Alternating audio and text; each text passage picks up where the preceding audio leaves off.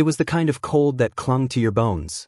December in Portland, Oregon had always been moody, gray skies, occasional rain, and a silence that settled over the city like a heavy coat. For most people, it was just another ordinary winter day. But for Jackson Miller, it would mark the beginning of a nightmare he could never have imagined. On the evening of December 7, 2003, Jackson received a call from his younger sister, Emily. Her voice was as bright and full of determination as always. She was an insurance agent, smart, driven, and ambitious in a way that sometimes made her seem older than her 28 years. "Big meeting tonight," she told him, her voice crackling over the receiver. "This one could close my quota for the month. I could finally get that bonus." Jackson smiled on the other end of the line. He'd heard this kind of optimism from her before, and it was infectious.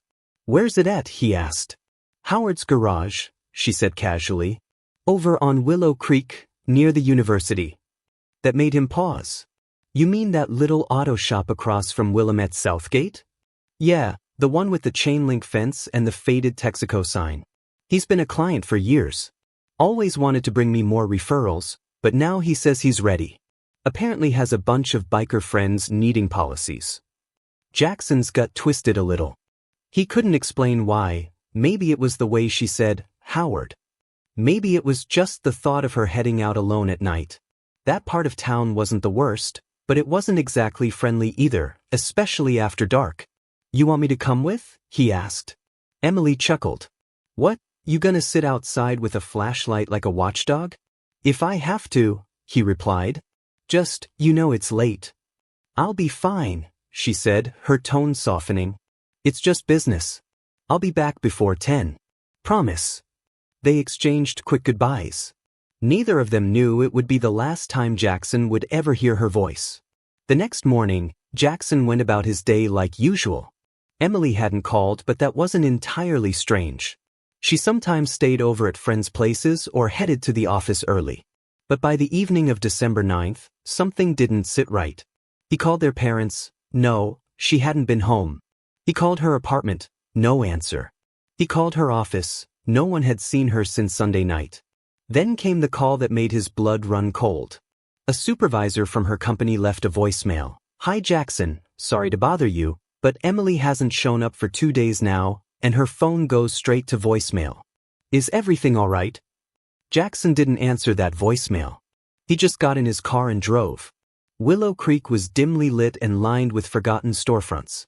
Jackson pulled up in front of Howard's garage just as the sun disappeared behind a thick blanket of cloud.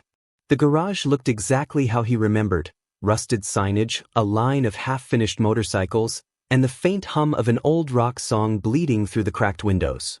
Inside, a man stood hunched over the engine of a dirt bike. He was in his mid-50s, stocky, with a weathered face and a gray beard that looked like it hadn't been trimmed in weeks. That was Howard Benson.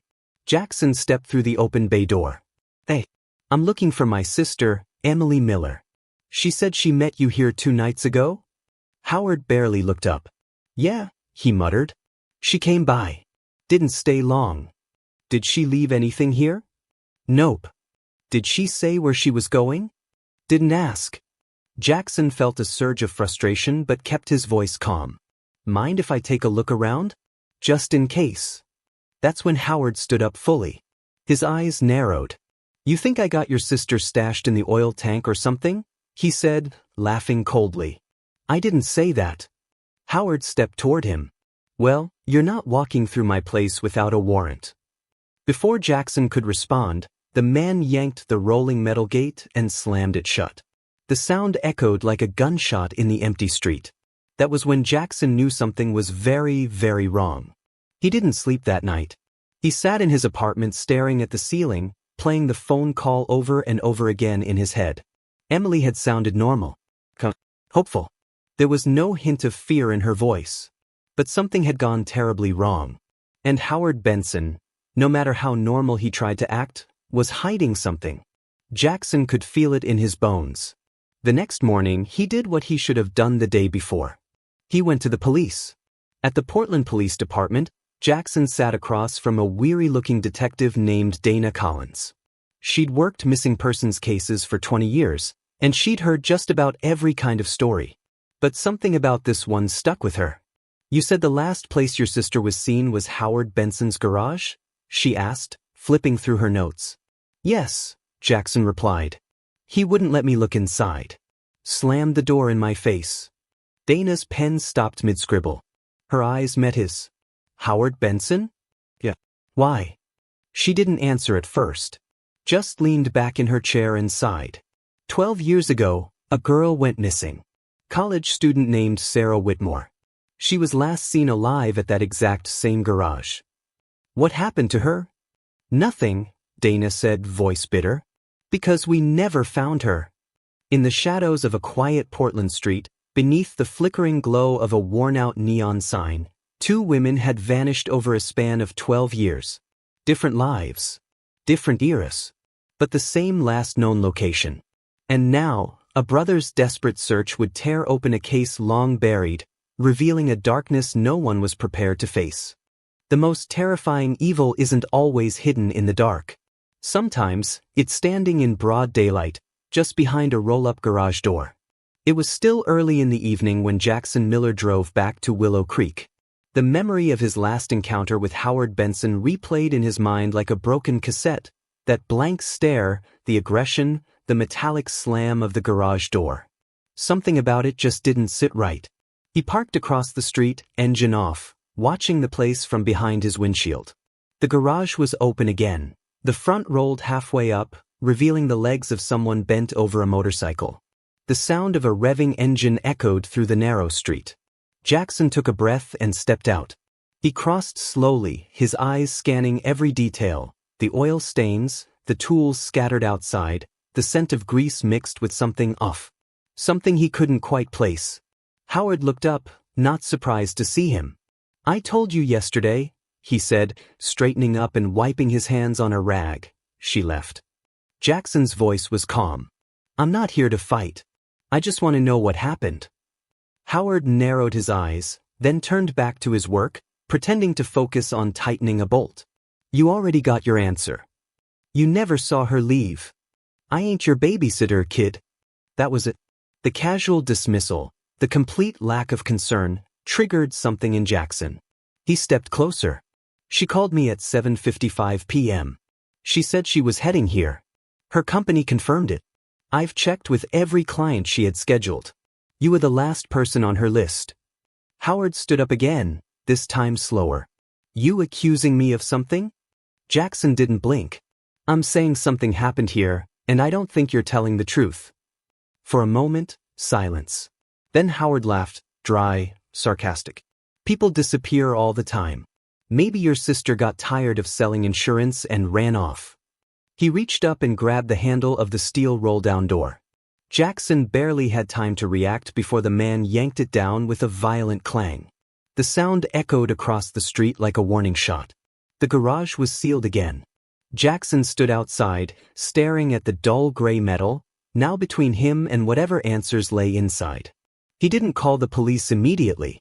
He knew how these things worked. They'd ask for evidence, not just gut instinct. And right now, all he had was a sister who'd gone silent, and a man who acted guilty but said nothing. He needed more. The next morning, Jackson returned, but this time, he wasn't alone. His parents were with him. The Millers were a close-knit family. Their father, George, was a retired Navy mechanic, and their mother, Linda, a high school English teacher. Both had that look, hollowed out by fear, powered only by adrenaline and the desperate hope that maybe their daughter was still okay. When they arrived, the garage door was wide open. Howard was inside, sipping coffee like nothing had happened. He smiled this time, a smile that felt glued on, unnatural. "Morning," he said cheerfully. "Didn't expect company." Linda stepped forward, holding a printed photo of Emily. "This is our daughter," she said softly. "She came here 2 nights ago. She didn't come home." Howard nodded. "Yeah, I remember her. Real polite. Said she'd swing by again sometime." George Miller, the former Navy man, stepped up beside his wife. "We want to look inside." Howard hesitated. Then, to everyone's surprise, he stepped aside and waved them in. Be my guest. The garage was a mess. Tools were everywhere, wrenches, bolts, oil cans, rags, all in a chaotic sprawl across the concrete floor. A few motorcycles in varying stages of repair lined the walls. The air smelled like rubber and gasoline. But nothing obvious. Nothing damning. Jackson's eyes drifted upward, toward the narrow staircase leading to the second floor. Up there? Howard shrugged. Storage. They climbed. The second floor was sparse. A small kitchenette. A dusty futon. A broken TV. The bathroom, however, was immaculate. Too immaculate. While the rest of the space was covered in dust and grime, the bathtub was gleaming. Spotless. The tiles around it freshly scrubbed, the air carrying the scent of bleach. Jackson felt a chill climb up his spine. Back downstairs, Howard was leaning against the wall, arms crossed, still watching them. Find what you're looking for? No, Jackson said. Not yet. They left shortly after, hollow-eyed, shoulders heavy with dread. Linda was the first to say what all three of them were thinking. He's cleaned something up. That afternoon, Jackson filed an official missing persons report. Lieutenant Dana Collins took the statement herself. As she listened to every word, the color drained slightly from her face, not from fear, but from realization. You're telling me she was last seen at Howard Benson's garage? Jackson nodded. Collins closed the folder slowly and leaned forward. You're not gonna believe this, she said. But that's not the first time. She stood up, walked to a file cabinet, and pulled out a thin, dust-covered folder. Sarah Whitmore, she said. 19 years old. Went missing in 1991. Last seen entering Howard's garage. She was a part-time insurance intern. Same kind of setup. She never walked out. Jackson's stomach dropped. What happened? Nothing, Collins said. We searched. We interviewed. We followed every lead. But we never found a body. Howard had an alibi, said he was at his wife's place. And we couldn't prove otherwise. And now my sister's gone too. Not this time, Collins said, voice firm.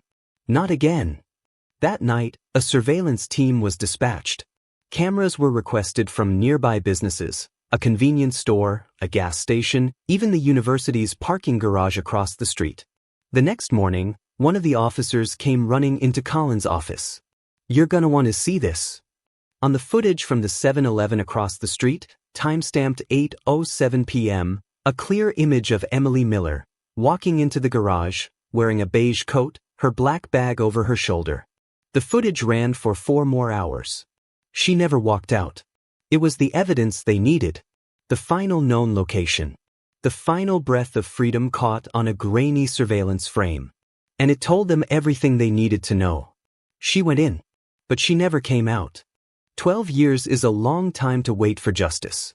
But evil, it turns out, doesn't go away.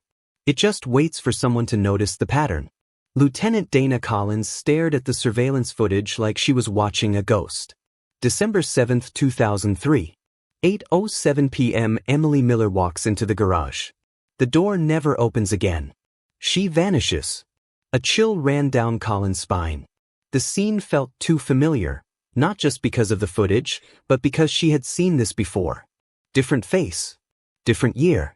Same outcome. She pulled a file out from the back of the cold case cabinet. It was faded, the name barely legible on the cover. Sarah Whitmore, Missing Persons, 1991. She opened it. A 19-year-old freshman at Willamette University. Part-time insurance intern. Disappeared after a client meeting. The last person who saw her? Howard Benson. The parallels were suffocating. Sarah's case had haunted Collins since her first year on the force.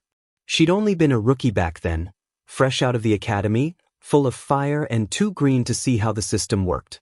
She remembered the long nights canvassing neighborhoods, handing out flyers, knocking on every door within a 5-block radius of Willow Creek. They had nothing. No blood. No body. No witness. No motive. Just one man, Howard, who said Sarah had shown up, chatted for 10 minutes, and left. He even had an alibi. He'd visited his pregnant wife later that evening. But there were gaps. Gaps that no one could fill. He said he got home at 9:15. His wife swore it was closer to 11. Howard said Sarah left at 8:30. But Sarah's roommate said she never made her 9 o'clock dorm check-in. Polygraph tests? He failed all 3. But those couldn't be used in court. Eventually, the pressure faded. The leads dried up. Sarah's face disappeared from the missing person posters. And Howard Benson? He just kept working. Back in the present, Dana Collins closed the old file and turned to her team. "We missed him once," she said, voice like gravel. "We don't miss him again." They went back to the garage with a search warrant. This time, they brought everything: dogs, techs, luminol, and purpose. When they arrived, the shop was shuttered. No sign of Howard. The windows were dark. The silence was thick. He was gone. They pounded on the steel door. Nothing. After calling in a locksmith, they forced their way in. The first floor was chaos. An engine lay in pieces on the floor. Half-repaired bikes leaned against each other like broken bones. Wrenches, gloves, power tools scattered like shrapnel from a storm. There was no sign of Emily, no purse, no coat, no phone, but the absence itself felt damning. The second floor was another story. The kitchen was dusty. The sofa threadbare. But the bathroom? The bathroom glowed. Luminol lit the tub in brilliant blue splotches, up the sides, across the drain, along the floor. It was clear someone had cleaned here. Recently. Thoroughly. But not perfectly. A blood signature doesn't lie. Then the dog barked. A loud, frantic bark from upstairs. The third floor.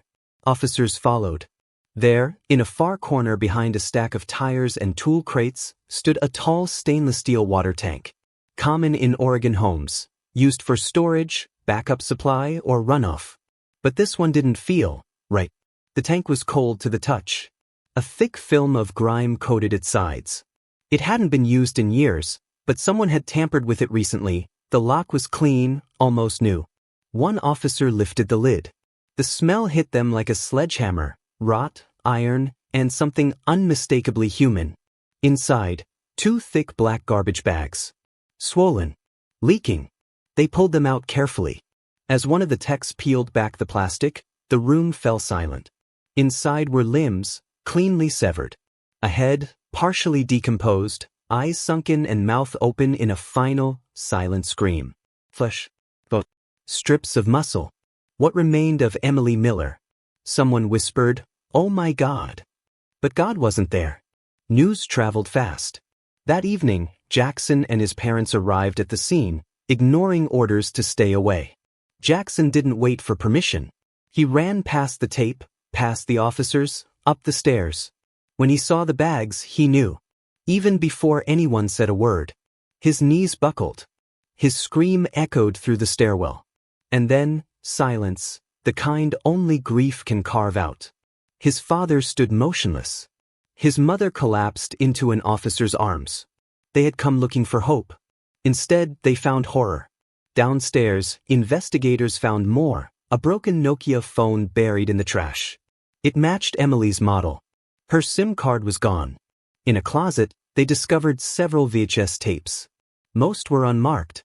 One, labeled only with a red X, showed graphic content involving unconscious women, disturbing, violent, and enough to suggest Howard's crimes had history. In the garage's corner was something else: a glass tank with a large snake, coiled, silent. Watching. The snake hadn't eaten in days. Next to it, a frying pan on the stove, still coated in grease, and something else. Investigators didn't want to test it, but they had to. Some killers leave no clues. Others leave too many. And when you peel back the layers of their lives, you don't just find victims. You find patterns. You find rituals. You find evil rehearsed. The manhunt for Howard Benson began that night. He'd vanished from Portland without a trace. His truck was gone. His phone off. But the city was on high alert. Roadblocks went up. Helicopters scanned rural areas. His face, once just another man in a flannel shirt, now graced every evening newscast. Wanted for murder? Howard Benson. Some monsters don't hide in the woods. They hide in garages. They fix your brakes, change your oil, smile politely, and wait. And when you come back, When you trust them, they take everything. Emily Miller wasn't the first. And if they didn't stop him now, she wouldn't be the last. The dead don't speak. But where silence falls, the room itself begins to talk. And in that garage, every stain, every scratch, every gleam of steel was screaming. The third floor of Howard Benson's garage was never meant to be visited. There were no windows that opened, no real ventilation. Just one narrow staircase leading to a forgotten storage space where time seemed to stop. But on December 12, 2003, it became the loudest crime scene in Oregon. The steel tank, once just a utility relic, was now a chamber of horrors. Inside, detectives found the dismembered remains of Emily Miller, arms, legs, torso, head, each wrapped in plastic, bound with wire, compressed into grotesque submission. Her fingers were curled unnaturally, frozen mid-grip. Her face, barely recognizable, yet unmistakably hers. A young woman full of life, now reduced to a chilling collection of forensic evidence. Detective Dana Collins stood over the tank, the stench of rot soaking into her lungs through the thin cloth of her mask. "She didn't just die here," she said aloud, not to anyone in particular. "She was processed." That word, processed, sent a ripple of silence through the room. Forensics began their work. Photos, measurements, bone catalogs, tissue samples. But it wasn't just what they found inside the tank that disturbed them, it was what they didn't find. The body was clean. Almost surgically so. Several bones had been stripped of muscle and flesh, not by decomposition, but by tools.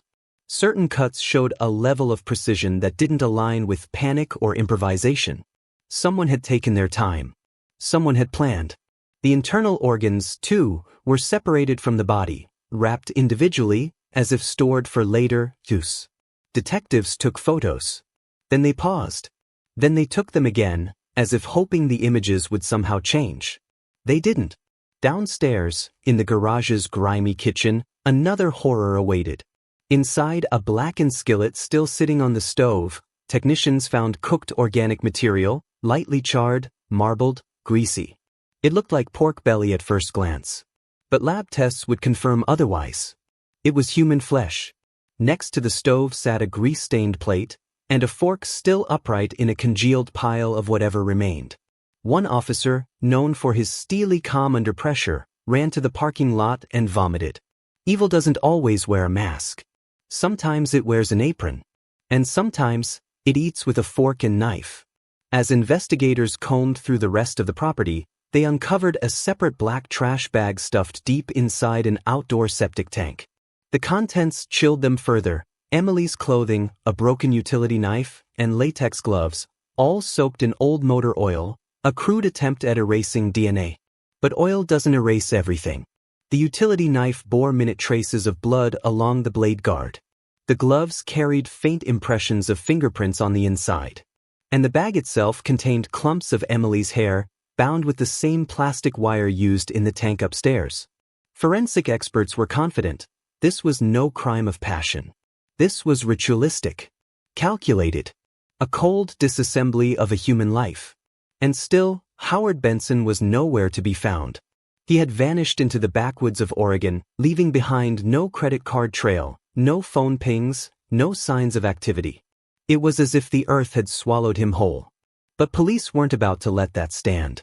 With every passing hour, the case gripped local and national media. The Cannibal Mechanic of Portland, one headline read. Slaughterhouse on Willow Creek, read another. The press camped outside the police station. The public, horrified, demanded answers. And then, an unexpected break. At a local electronics store 5 miles outside of town, the owner, Joaquin Torres, called police. A young man had walked in 2 days earlier, asking to unlock a laptop and phone. He said he was looking to sell some stuff cheap. Joaquin didn't think much of it at first, but after seeing Emily Miller's face on the news, and recognizing the laptop she was last seen carrying, he put 2 and 2 together. He stalled the man, pretending to run diagnostics. Then he asked him to come back tomorrow for a final quote. Now, police had a name, Derek Walsh. A 29-year-old dropout who had once apprenticed under Howard Benson at the garage. And now he had Emily's laptop. The next morning, Derek returned to the electronics store, and the police were waiting. They took him down in silence. He didn't resist, but his face said everything. Sweat poured down his temples. His fingers trembled. His lips parted, trying to form some excuse, but no words came. At the precinct, Derek cracked almost immediately. The first sentence he uttered wasn't a denial. It was supposed to be fast. Over the next 48 hours, police peeled back the layers of Derek's story. How Howard had taken him in. How he was like a father figure.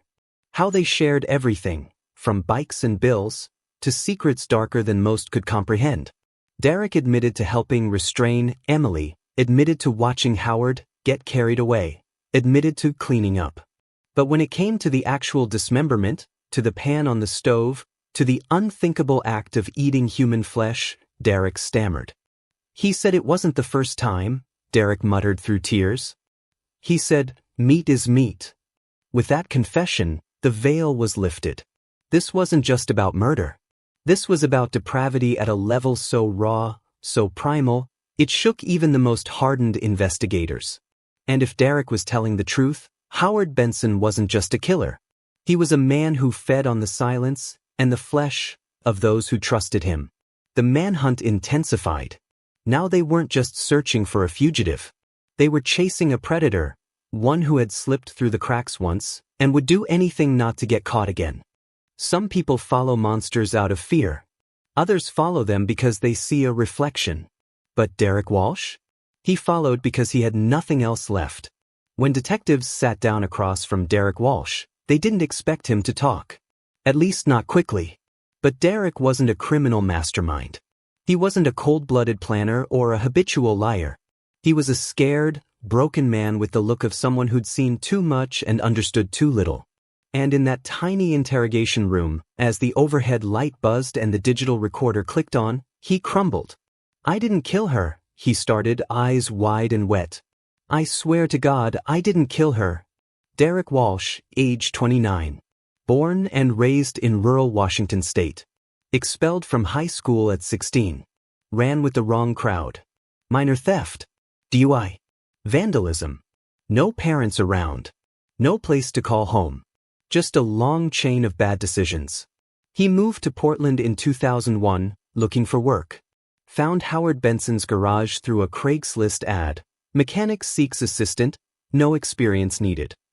It was supposed to be a job, Derek said. Turn my life around. He said he'd teach me everything. Howard, according to Derek, didn't just teach him how to fix bikes. He taught him how to survive. How to stay invisible. How to make money without questions. And, eventually, how to get rid of things you don't want anyone to find. Derek's story unfolded slowly, as if the act of remembering was painful. He admitted he was there on December 7th. He said Howard called him earlier that afternoon, told him there was a client coming by, and to stick around after hours. Derek didn't think twice. He showed up around 6:45 p.m., grabbed a soda from the gas station across the street, and waited in the back room. She came in right after 8, he recalled. Smiling. Friendly. Asked if we were closing soon. Howard played it cool. Emily Miller sat down at the small metal desk, pulled out her contract forms, and began explaining a bundled policy offer. She was so normal, Derek whispered. So professional. She didn't see it coming. At approximately 8:22 p.m., Howard made his move.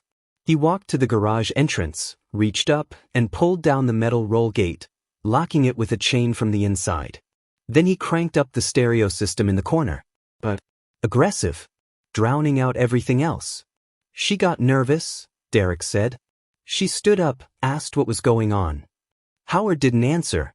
He just grabbed a steel crowbar from behind the bench and swung it, hard, into her back. She screamed, staggered, fell to the floor. I froze, Derek said. I didn't move. Howard turned to him. Grab the rope. Derek obeyed. He retrieved a length of thick nylon cord Howard kept near the toolboxes. Howard straddled Emily's back and began tying her wrists. She was still conscious. Still gasping. Still fighting. That's when Howard barked at Derek again. Hold her legs. Now. Derek complied. I didn't want to, he said, voice cracking. But I did. They dragged Emily to the second-floor bathroom. Howard filled the tub. Not with water, but with industrial degreaser. He handed Derek a bucket. Clean her. Inside and out. We're not leaving any evidence. Derek hesitated. Howard raised the crowbar again. So Derek began washing the victim's body with the harsh chemical mixture, a brutal attempt to destroy DNA. She wasn't dead yet, Derek said quietly. She was still breathing. What happened next, Derek claimed, was a blur of commands and revulsion. Howard ordered him to strip the flesh, starting with the legs. He handed him a utility knife and said, Cut clean. Muscle off the bone. Derek vomited in the sink. Howard didn't stop. He moved to the torso, carving with surgical ease. He wrapped the organs in plastic bags and stuffed them into the fridge. He told me not to look away, Derek said. He said, this is what happens to people who cause trouble. By midnight, Emily's body was in pieces. Howard made 2 meals. He fried a strip of thigh meat in a pan with garlic and cooking oil. He plated it. He cut it. He ate it. And then, he offered some to Derek. I said no, Derek whispered. I said no over and over. Howard stared at him, chewed slowly and said, Meat is meat. Detectives leaned in. What about Sarah Whitmore? Derek blinked. Who? The girl from 1991. The one who disappeared the same way. Derek looked confused for a moment, and then, something changed in his eyes. Oh, he said. The one with the glasses. He talked about her sometimes. Said she was the first. The first what? Derek swallowed. The first one that didn't scream. Investigators felt a wave of cold wash over them. This wasn't a one-time crime. This wasn't even a 2-time crime. This was a pattern. Howard Benson hadn't just killed Emily Miller. He had practiced, refined. He had turned murder into routine and made Derek Walsh a pawn in the process. But pawns can still turn. And in the digital age, even the most horrific secrets leave a trail. The laptop Derek had tried to sell? It wasn't just Emily's. It held video files. Footage from inside the garage. Clips of the night she died. Fragments of other nights. Other women. One folder was titled simply, Projects. The truth was bigger than anyone had imagined. Howard wasn't just a predator. He was a collector. A confession is never just about facts. It's about fear.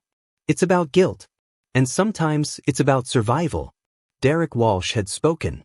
But what he said wasn't enough. Yes, he admitted to helping restrain Emily Miller. Yes, he confirmed she was dismembered in the garage bathroom. Yes, he knew Howard Benson ate part of her body. But Derek wasn't confessing to murder. He was confessing to proximity. To fear. To weakness. And in the eyes of the law, that wasn't going to cut it. He told me what to do, Derek said. He said she was dangerous. That she was going to report him. That if I didn't help, he'd make me disappear too. So you helped kill her? No. Derek's voice cracked. I didn't kill her. I never touched her after she stopped moving. Detectives leaned in. The line between co-conspirator and accomplice after the fact is razor thin. And with Emily's blood on the gloves, her laptop in Derek's backpack, and forensic evidence linking him to the garage that night, the question remained. Was Derek telling the truth, or protecting himself? To answer that, police turned to the only thing that didn't lie. The digital trail. Emily's laptop, once believed to be wiped, had been partially recovered by forensic IT. It contained a folder hidden inside a subdirectory labeled Invoices_2003. But the contents had nothing to do with insurance.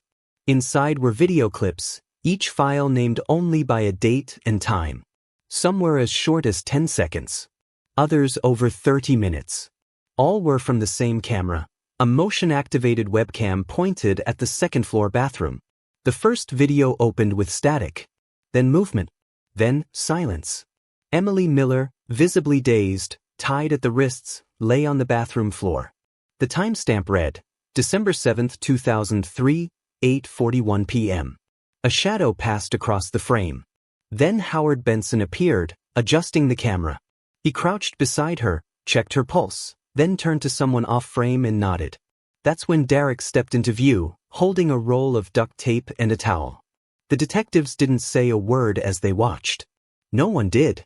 By the time the first video ended, the room had gone still, cold with a new kind of understanding. Derek wasn't just present. He was participating. The second clip was worse. In it, Howard was shirtless, blood smeared across his arms. He spoke to the camera, calmly as if delivering instructions. People think death is the end, he said. But it's not. It's transformation. It's freedom. Then, without pause, he picked up the utility knife, turned toward Emily's body, and began to cut. Derek was in the background, pacing, muttering, holding a trash bag. This was no panic. This was no accident. This was something closer to ritual. Detectives returned to the interview room with still images from the videos. They placed them in front of Derek, frame by frame. His hands, his face, his movements. Derek looked away. I didn't want to be there, he said. But you were, Collins replied. He told me to clean. He told me to take the skin to the sink. I didn't kill her. You helped carve her up. I didn't know what else to do. The courtroom would decide the rest. As the trial began in spring 2004, both men were charged with first-degree murder, aggravated kidnapping, abuse of a corpse, destruction of evidence, cannibalism, a charge rarely used but supported by forensic results. The prosecution argued that Howard Benson was the mastermind, a sadistic manipulator who had likely killed before and would kill again. But they didn't stop there. They laid out a chilling possibility. This wasn't just one night of madness. This was part of a pattern. And it started years ago. They brought in testimony from retired investigators who had worked the Sarah Whitmore case in 1991. They matched the behavioral profile. They showed similarities in location, timing, and modus operandi. They even presented a damaged ID badge found in the septic tank at Howard's garage, heavily corroded, barely legible, but clearly reading. Sarah W. Willamette University, class of '94. Note in it. No definitive link. But enough to chill the jury. Howard Benson refused to testify. He sat motionless through most of the trial, eyes vacant, hands folded, expression unreadable. Only once did he speak. When asked by the judge if he understood the charges against him, he replied, "People eat animals every day. They just don't know the name." The courtroom gasped. Derek Walsh, on the other hand, begged for leniency. His attorney painted him as a traumatized follower, mentally unstable, coerced into participation. Psychiatric evaluations diagnosed him with complex PTSD, dissociation, and signs of dependence-induced psychosis. But the prosecution pushed back. Mental illness does not excuse mutilation. It does not excuse cooking human flesh. The verdict came after 6 days of deliberation. Both men, guilty on all counts. Sentence, death. Oregon hadn't carried out an execution in years, but this case, it shook the public. It shattered families. It rewrote the definition of evil for an entire generation. Justice, at last, had a name. But closure? Closure was another story. There are doors we open in life, to opportunity, to family, to love. But some doors, once opened, should never have been touched. And in the case of Emily Miller, that final door led only to silence. December 21, 2012. 9 years after Emily Miller's death. 12 years after Howard Benson's name had first appeared in a missing persons report. And one bitter winter morning, in a soundproof chamber at Oregon State Penitentiary, justice was carried out. The execution was quiet. No media inside. No last-minute appeals. No tears. Howard Benson refused a final meal. He refused to speak. He only nodded when asked if he understood the sentence. A dose of anesthetic was administered through and for. Minutes later, a single shot was fired into his right temple, quick, clinical, final. The last door he ever opened was a steel one leading to a white chamber. Derek Walsh died seconds later. Same chamber. Same process. He had spent years on suicide watch, denied all appeals, and never asked for clemency. In his final letter to the court, he wrote, "You can't forgive what can't be named. I didn't just lose myself. I became something else." With their deaths, Oregon quietly closed the chapter on one of its most haunting criminal cases. But for the families left behind, the ending wasn't so simple. Jackson Miller never quite recovered. He attended every day of the trial, sat in the same seat, took the same route home. He never moved out of Portland, never changed his phone number, and never stopped visiting the place where his sister had disappeared. He opened a nonprofit in her name, the Emily Project, Advocacy for Victims of Violent Crimes. Its logo was a paper crane, delicate, folded, forever flying forward. Dana Collins, the lead detective, retired 2 years after the trial. When asked what case haunted her most, she said only one word: garage. She kept a photo of Emily on her desk until the day she walked out. Not because she wanted to remember the crime, but because she needed to remember why they chased the monsters. And the garage itself? It's gone now. Demolished in 2015 after the city declared it a public health hazard. The lot sat vacant for years, weeds growing between oil-stained concrete cracks. Then, in 2020, a community garden opened in its place. There's no plaque, no sign, just soil, sunflowers, and silence. But those who know, those who lived through it, say they still feel something when they walk past. A chill, a weight, a memory. Not all evil lives in the dark. Sometimes, it works under daylight. It wears overalls. It smiles at strangers. It changes tires. And it waits for a knock at the door, just like it did for Emily. To this day, no additional victims have been officially connected to Howard Benson. But questions linger. What happened to Sarah Whitmore? Were there others? And how many doors did he open that no one ever looked behind? Emily Miller was not forgotten. Her story became a warning, a lesson taught in law enforcement classes, a case studied by forensic psychology students, and a whispered name in the halls of Willamette University, spoken with reverence and sorrow.